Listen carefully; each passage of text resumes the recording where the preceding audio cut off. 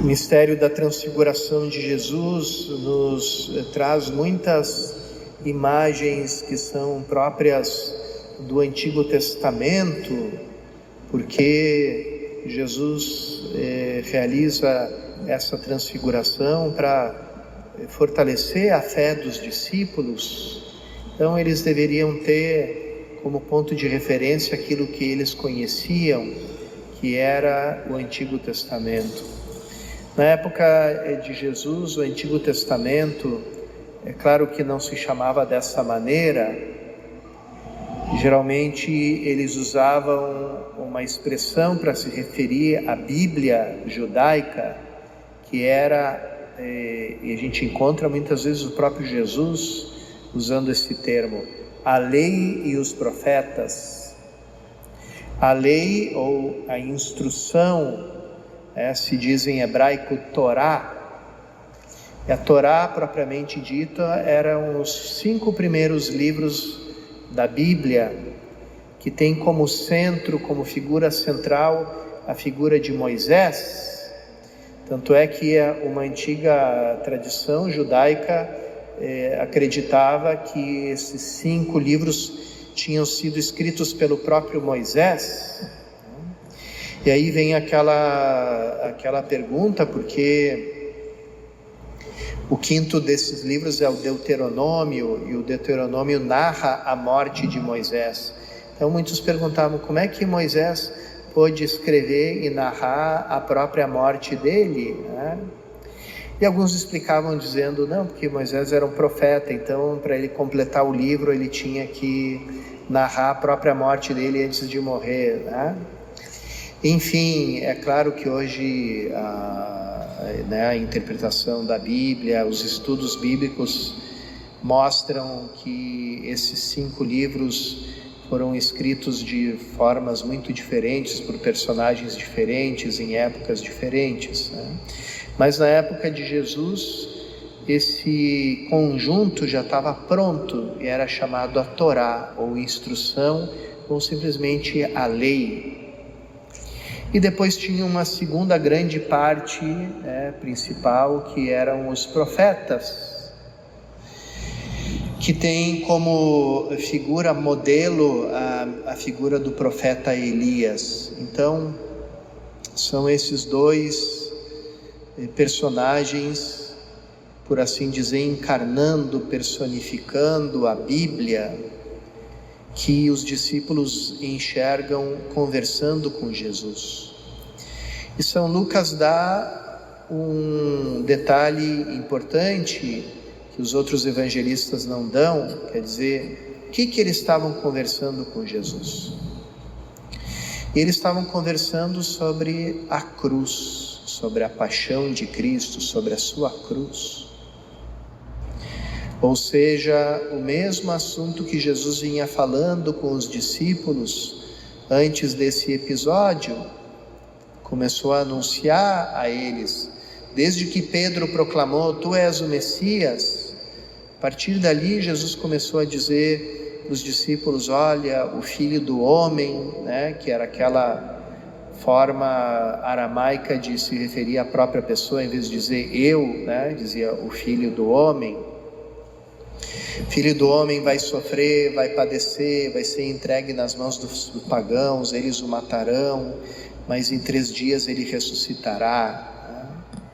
E os discípulos nem sequer conseguiam entender o que Jesus queria dizer com essas palavras, porque para eles era inconcebível que o Messias, que o Salvador, pudesse passar pela derrota, da morte, da vergonha pública, da maldição pública que era a de uma pessoa crucificada. E então Jesus leva os discípulos e eles escutam, por assim dizer, de forma personificada, toda a Bíblia que eles conheciam, o Antigo Testamento, dando testemunho disso.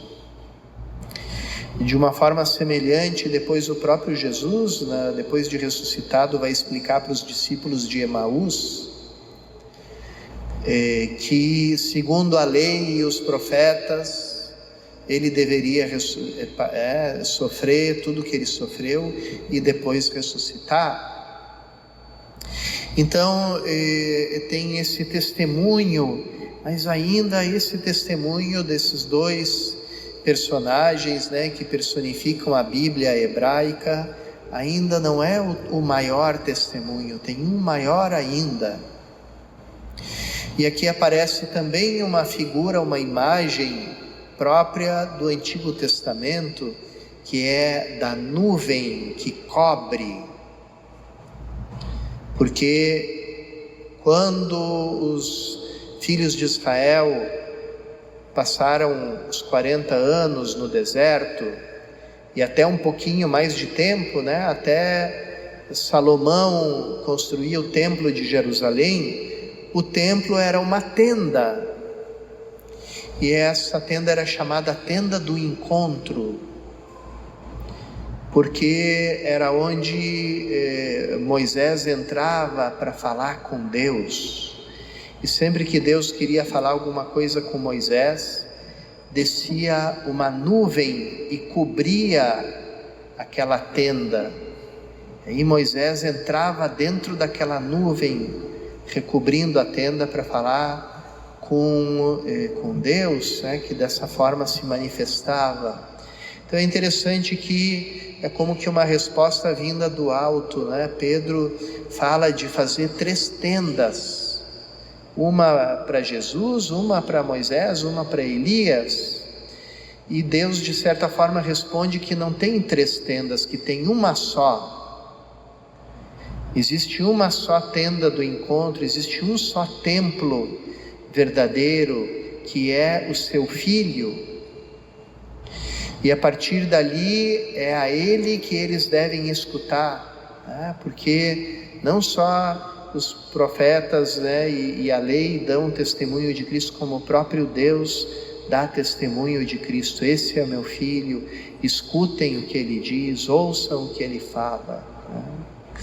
E tudo isso, todos esses sinais servem para confirmar algo que não entrava na cabeça dos discípulos, e que de certo modo nem com esses sinais entrou, porque quando esses mesmos 3 discípulos, Pedro, Tiago e João, tiveram com Jesus no Horto das Oliveiras e começaram a entrar naquele mistério, naquele escândalo de um Salvador que sofre, que tem medo, que tem pavor, que implora ao Pai para afastar o cálice, né? Então eles reagem da mesma forma que aqui, né? Lucas faz esse paralelo. Jesus leva eles para o monte para rezarem, e enquanto Jesus reza, eles dormem. E vai acontecer a mesma coisa no Horto das Oliveiras. Jesus convida esses 3 para rezarem com Ele, e enquanto Ele reza, eles dormem, porque não entra na cabeça deles aquilo que São Paulo vai chamar hologos tu stauro, ou seja, a palavra da cruz, ou a lógica da cruz. E aqui a gente pode perguntar também a nós: será que nós, depois de 2000 anos, já abrimos os nossos ouvidos para escutar a palavra da cruz? Ou nós somos, como diz São Paulo, que diz: eu escrevo isso aqui chorando. Tem muitos por aí que se comportam como inimigos da cruz de Cristo, e o Deus deles é a barriga deles, né? Que palavras São Paulo fala, né? Então, vocês se dizem cristãos, mas na verdade você só tem um Deus, que é a barriga de vocês. Que horror, né?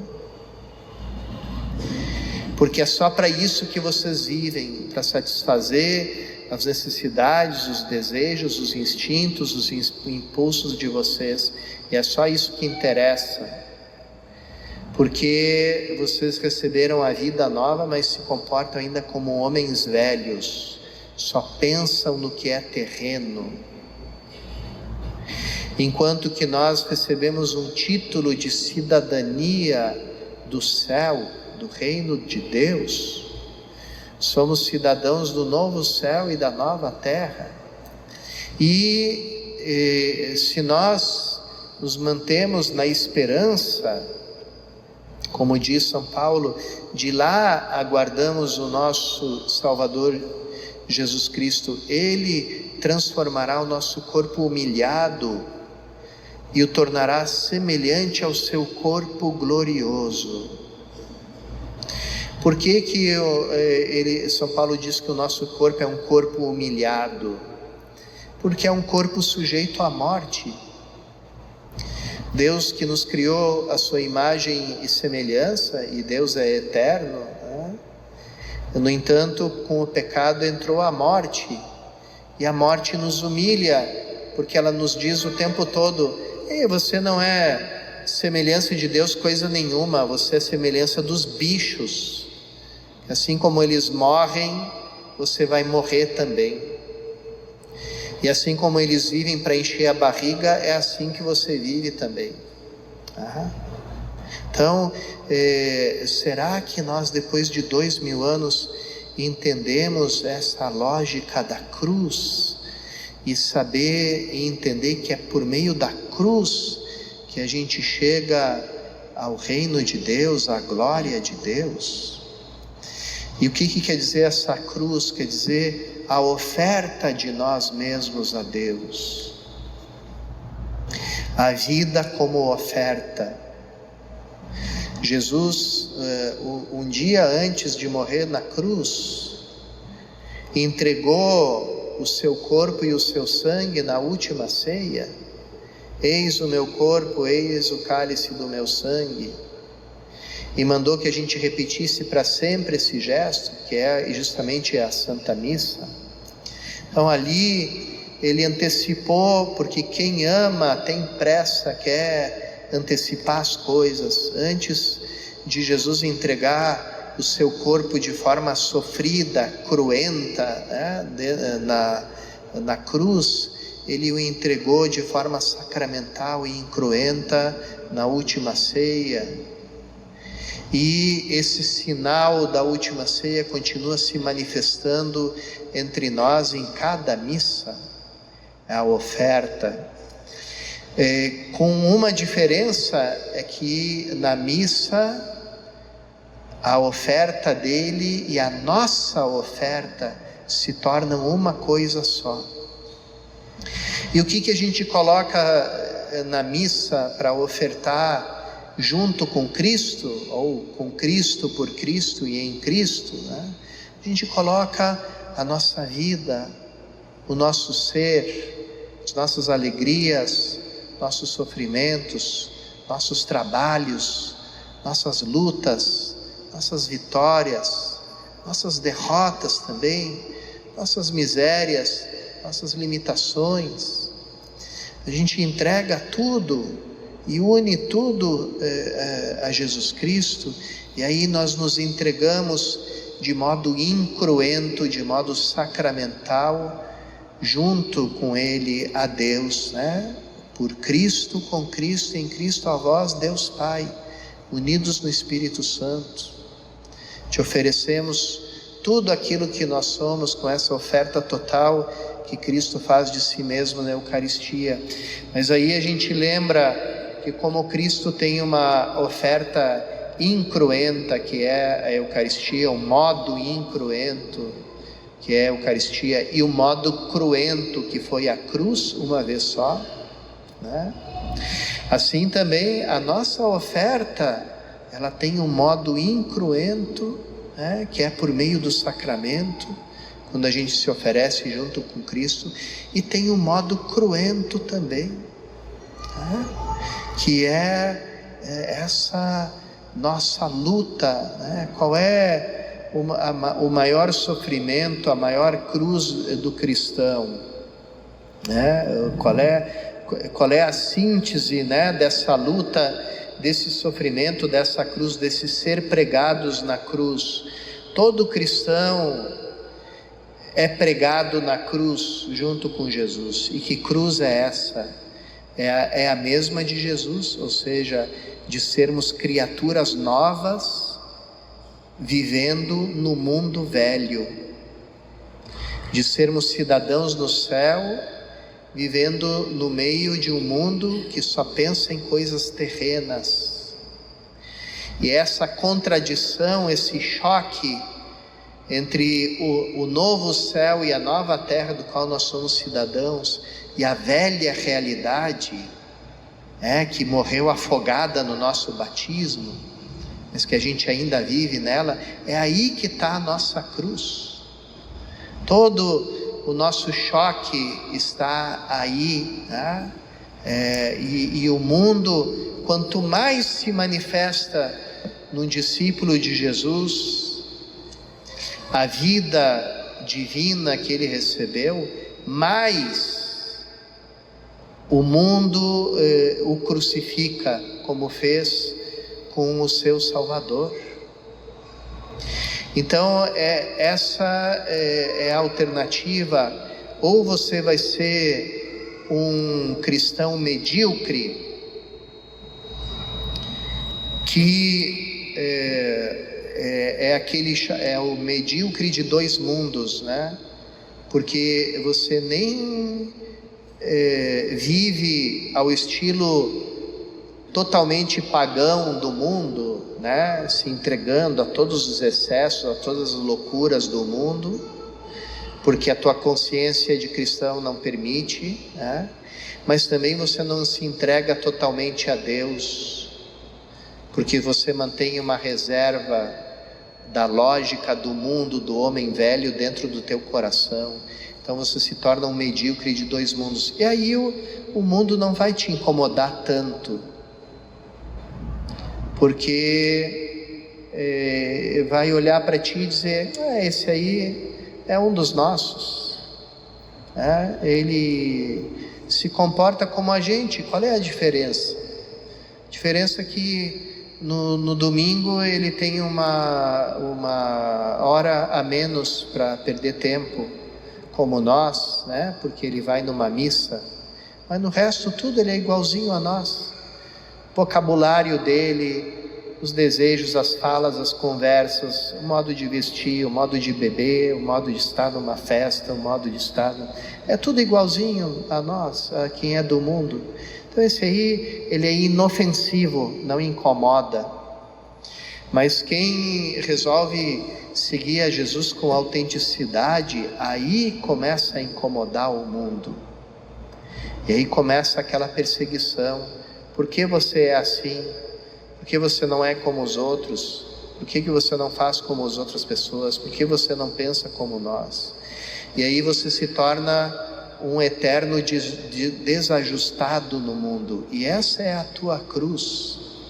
Mas Jesus nos convidou, quando a gente experimentar isso, né? Ele diz no final das bem-aventuranças: alegrem-se, pulem de alegria, né? Aquele exultai, né? O que quer dizer exultar? É dar pulos de alegria. Deem pulos de alegria, porque a recompensa de vocês vai ser grande no céu. Porque se vocês estão incomodando, quer dizer que vocês são autênticos, que vocês são verdadeiros, vocês não são cristãos de meia tigela. Vamos então, irmãos e irmãs, pedir ao Senhor que nos dê coragem para trilhar o caminho da cruz, depois de tantos testemunhos, que a gente não tenha dúvida que é por esse caminho que a gente chega à glória e à vitória definitiva em Cristo Jesus.